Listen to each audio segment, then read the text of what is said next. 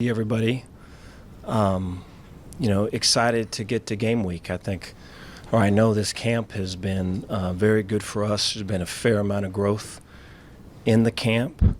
You could see guys that were kind of starting the camp looking for belief and looking for something to kind of hold on to and something to build upon. And I felt like throughout the camp, the foundations of all of it became stronger and more fortified, and feel there's a ton of growth throughout the camp. But excited for this week.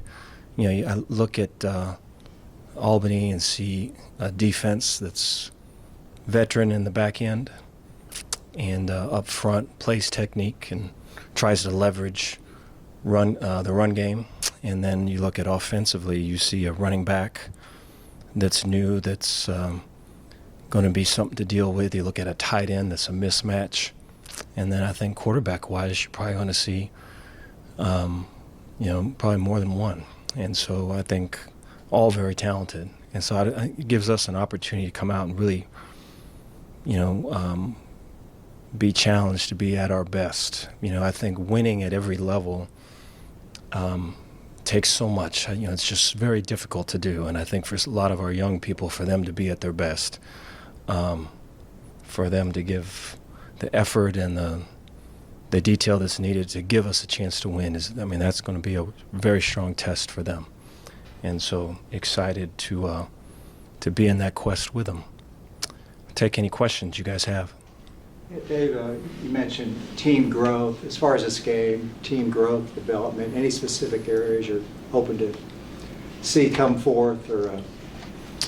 Yeah, I think two areas. One would be just leadership, and just guys that in the past, in the summer particularly, we would have there might be one way an old guy on the team says something, and there might be one way a young guy on the team says something. There might be one way a skill player says something. There might be another way a lineman says something. There's various other areas that all that gets into, but they're all saying the same thing. And then I think they're all at times kind of talking to their own particular little crowd. And so I think to maybe broaden that group and to maybe be connected to others outside of maybe your unit and or locker room neighbors, I think it builds team. And I think that was really addressed throughout the end of summer and into fall camp, and I feel like we're in a good spot. But there hasn't been a bunch of stormy weather, thunder and lightning and all of it, and that's when you really kind of get to see kind of how this house was built. And so we'll see with the leadership part. I'm hoping that all the work that was done previous is for our best now. And then, for our young people, it's, how they respond. And so I think so much of it is, I think when you first start out, I can remember me too, when I first started out coaching, you want to prove yourself. You want to show that you belong and all this, and it's just such a natural thing. But, when you're older, you look at that and you just go, man, it's probably, there's going to be failure. There's going to be something, it's not going to go 100% right. So how do you respond in the moment, right? How do you rise from this particular fall? And so those are the things you're looking for. And I think, I hope that, this week, staff-wise, and this week, young person-wise, that we can really attach to that, how we rise, because I think that's going to say a lot about kind of who we become. Coach, you talked about the running game from Albany. Obviously, they bring in Todd Sibley from that transfer from Pitt. Is that kind of the game plan heading into this week, is attacking that run game and kind of shutting that down? Yeah, in a lot of different areas, their run game percentage, you look at last year, was 75% or higher. And so the run the ball is a huge part of what they do. And, it sets the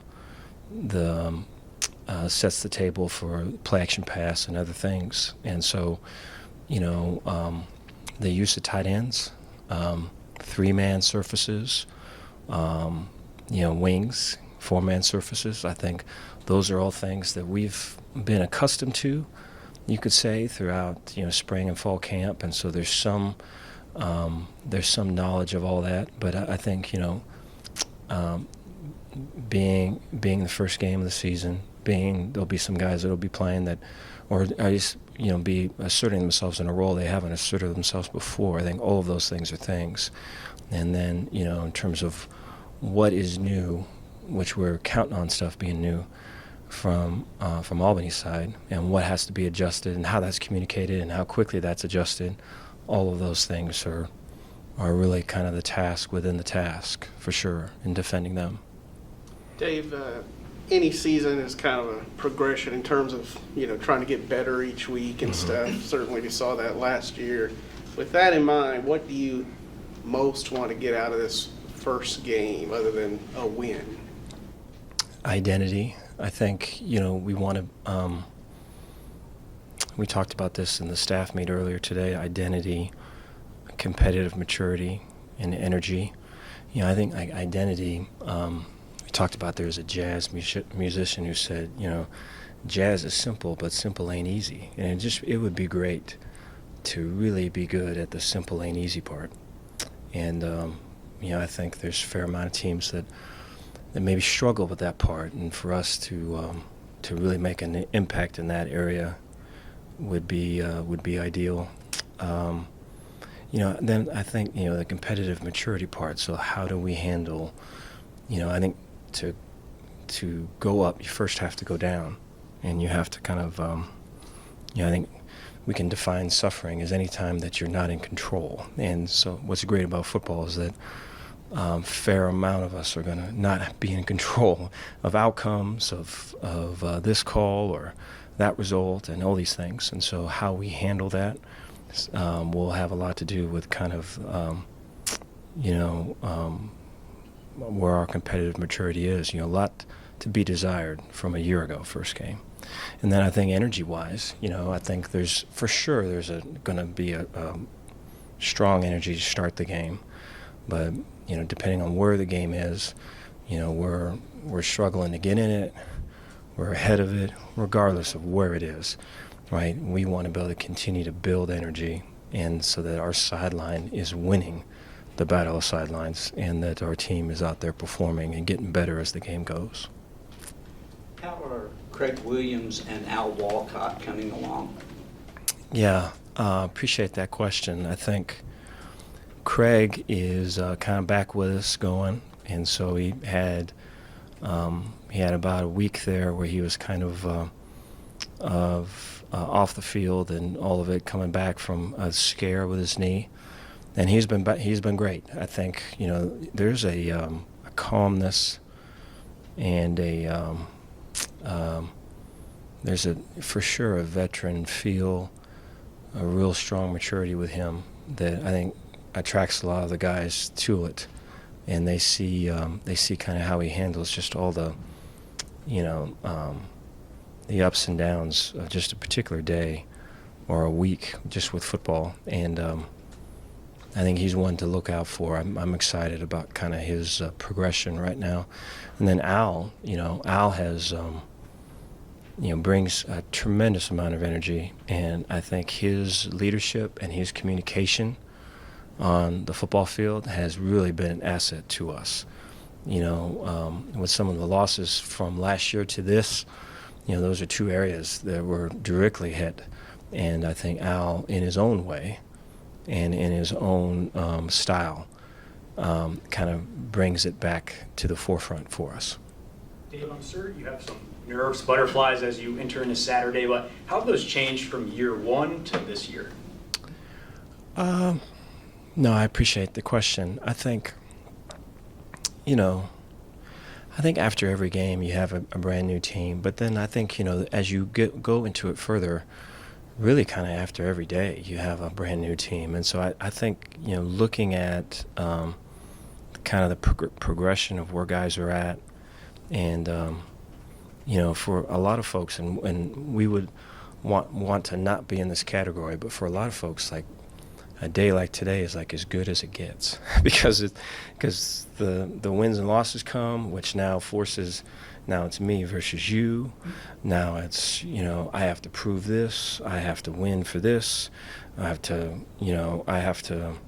it just becomes kind of a, what was once connected and was once awfully hopeful and what was once looked at as maybe a journey for self-growth and connection is now looked at as, hey, we need to win, and if you ain't winning, get the hell in the back. And so that can happen fast. And so I think in just seeing kind of the energy of the team and kind of where that is, and I think, coaches, I think there's a fair amount of control that coaches can have over X's and O's, and it's quite common to lay the, if something didn't work out, well, the player this, the player that, and so just really getting into those things prior to them becoming a thing is probably the difference that I see now as opposed to before. Coach, have you guys felt the extra attention, the extra eyes on the program coming into this year? And if so, how do you feel like the team is handling it?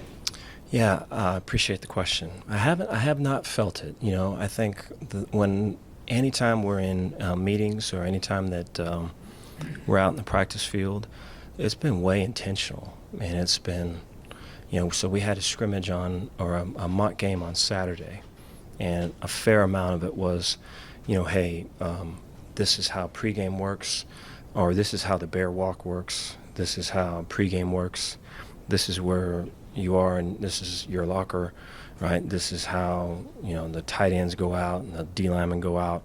This is the stretch we do, right? This is the pregame individual your position coach does, right? This is how, if you're on defense when the offense is out, this is how this is going to work. Your coach is going to talk to you and make sure you hydrate, all that stuff. And so there was that, but there was also, it was a scrimmage. And so we had 12 guys over 20 miles per hour on Saturday, which has never happened since I've been here. And so, we really kind of made that a point to try to get that. And so, to be on point with all, because some of it can feel like you're taking a museum tour. Of like, hey, this is this, look at that. This is this, look at that. Look at this, it will be like this next week. But then to kind of flip the switch and then go fast, and we would say play green and do all of that, way cool, man. And so I don't know, it's been like that, I guess, And then even when you're in the, if you're here at the bank or if you're in between the locker room, there has been a focus of it. But, I certainly see it and am aware of it, and I'm sure, they are too. But I think there's been a good focus and a good connection with their team to not get outside the lines with it. Coach, in terms of running back and receiver, where there's a lot of guys who might get their first significant college game action on Saturday, in a perfect world for you, how deep do you go into the depth chart at those positions to get as many guys looks as possible?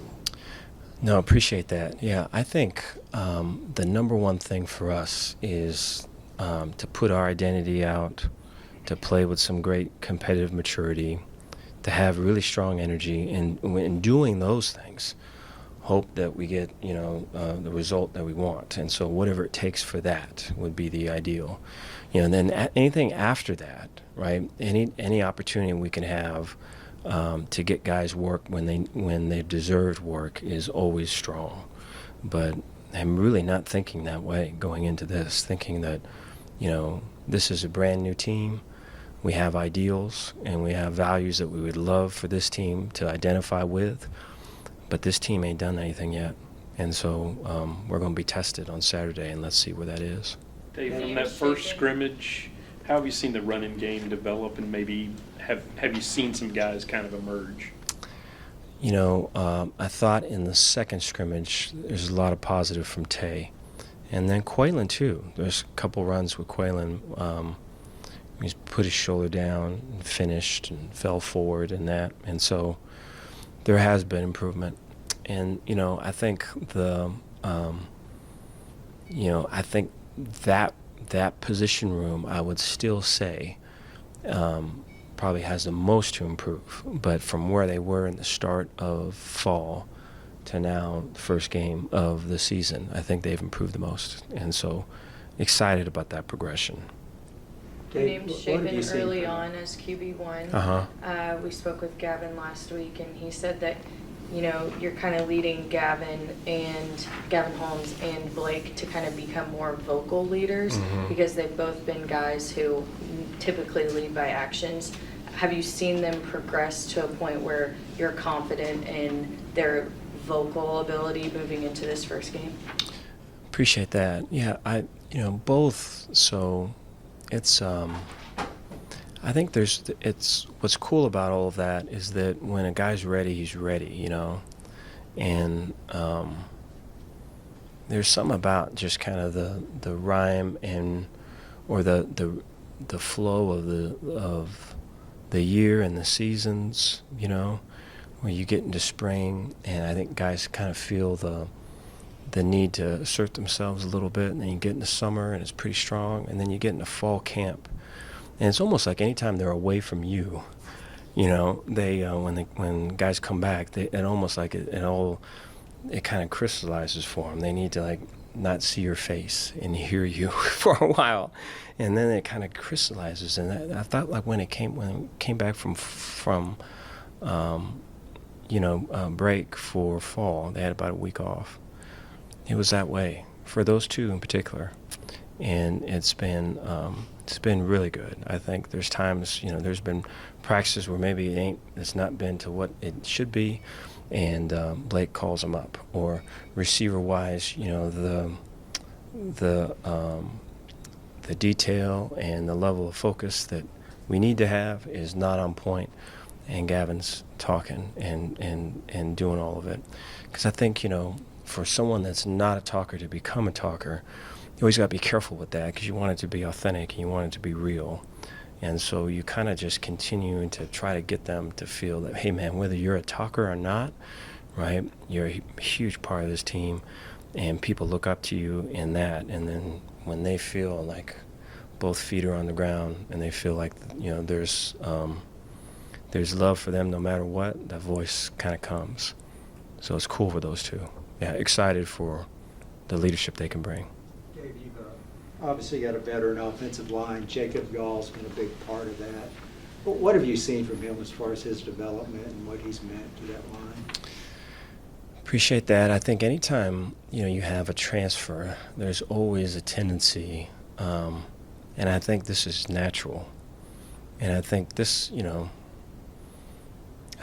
this shows in coaches too. When there's when there's a kind of a revolving door of coaches, you get to where, you know, you're always looking for the big picture to kind of coalesce, but then, you know, that individual coach wants to assert himself, that player wants to assert himself, and so it just creates a thing within the thing. And that's kind of been Jake's journey a little bit. And so I think last year, you know, really kind of finding his flow within all the stuff that we're doing, and, you know, being a critical part in it, and never pulling away from it, but just kind of, you know, finding his footing, pretty different from what it's been for him in the past.